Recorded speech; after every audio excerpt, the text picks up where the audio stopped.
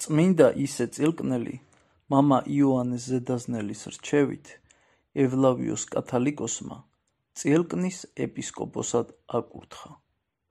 ერთხელ ღირსმა იოანემ გადაწყვიტა სათნოებაში და სულიერებაში გამოეცადა თავისი მოწაფეები. წმინდა ისე მდინარე ქსნის ნაპირას ჩავიდა. ჯვარი გადასახა მდინარეს.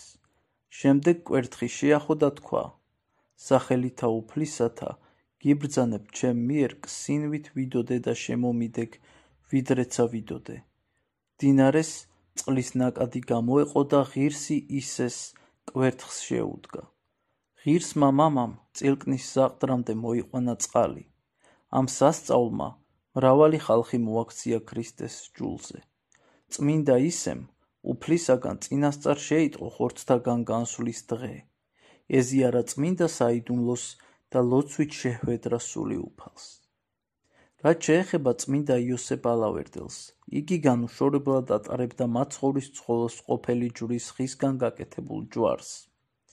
წმინდა იოანეს ზედაზნელის კურთხევით იგი კახეთის სხვადასხვა ადგილას ქადაგებდა. ბოლოს ალავერდის უდაბნო აირჩია და იქ დაიწყო მოღვაწეობა. ერთხელ სრულიად მარტო მყოფი ბერი შეხვდა მონადირე დიდებულს, რომელსაც ღვთის სიტყვა უქადაგა.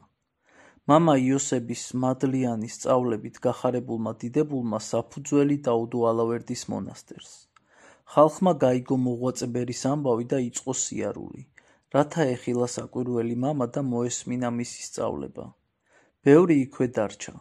დროთა განმავლობაში მეუდაბნოეთა რიცხვი გაიზარდა და დიდი კრებული შეადგინა. დიდი ხნის მოღვაწეობითა და შრომით მოუძლურებულმა აბა იოსებმა მოწაფეებს წინამძღვარი დაუდგინა და ღვთივ მიისვენა. იგი დაკრძალეს მის მიერ აშენებულ ალავერდის ტაძარში. აბა იოსების საფლავზე მრავალი სასწაული აღესრულება დღემდე.